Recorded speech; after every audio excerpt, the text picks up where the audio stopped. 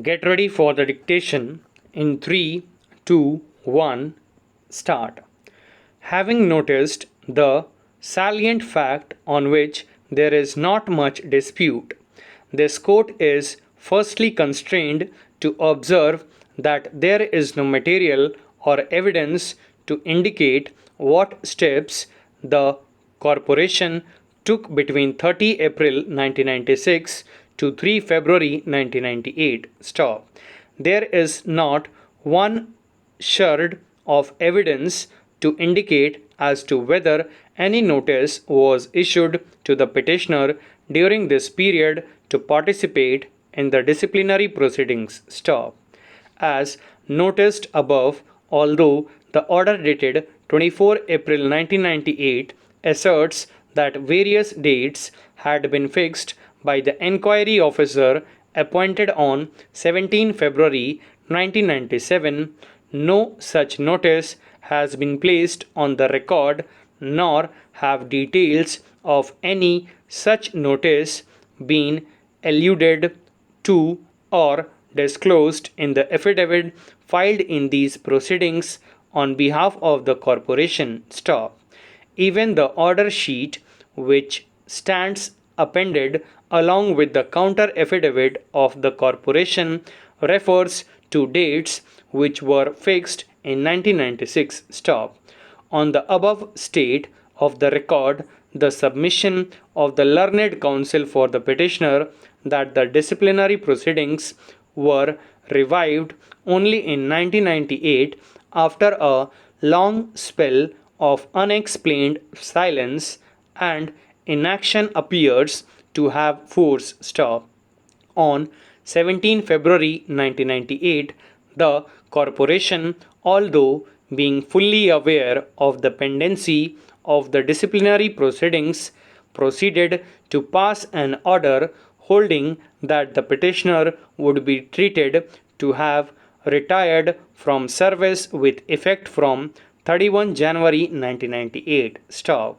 If the petitioner was permitted to retire with effect from 31 January 1998, this court fails to comprehend what authority inhered in corporation to the proceed with or continue the disciplinary proceedings or to inflict any punishment upon the petitioner. Stop para. As noted above, no statutory provision, rule, or regulation prevalent in the corporation was referred to or relied upon to sustain the continuance of the disciplinary proceedings after the retirement of the petitioner on 31 January 1998. Stop. Once the petitioner had retired from service, no authority vested in the corporation to continue with the disciplinary proceedings which has been initiated against the petitioner. Stop. Retirement of an employee cuts the cord which connects the two entities and serves all relationship of master and servant, of employer and employee. Stop. The retirement of an employee brings the curtain down upon the relationship of employer and employee. Stop. Once this event occurs, no further jurisdiction or authority vests in the employer to inflict any punishment upon the employee thereafter. Stop. Even otherwise, the following facts also need to be highlighted. Stop. Admittedly, the inquiry report was submitted on 19 February 1998.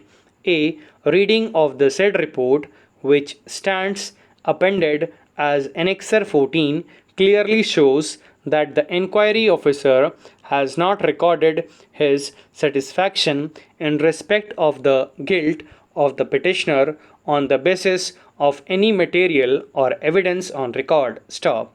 The only conclusion recorded by the inquiry officer is that since the petitioner did not cooperate with the disciplinary proceedings and that from his conduct it is clear that he does not want the proceedings to be concluded, he had no option but to record a finding that the charges stand proved. Stop para.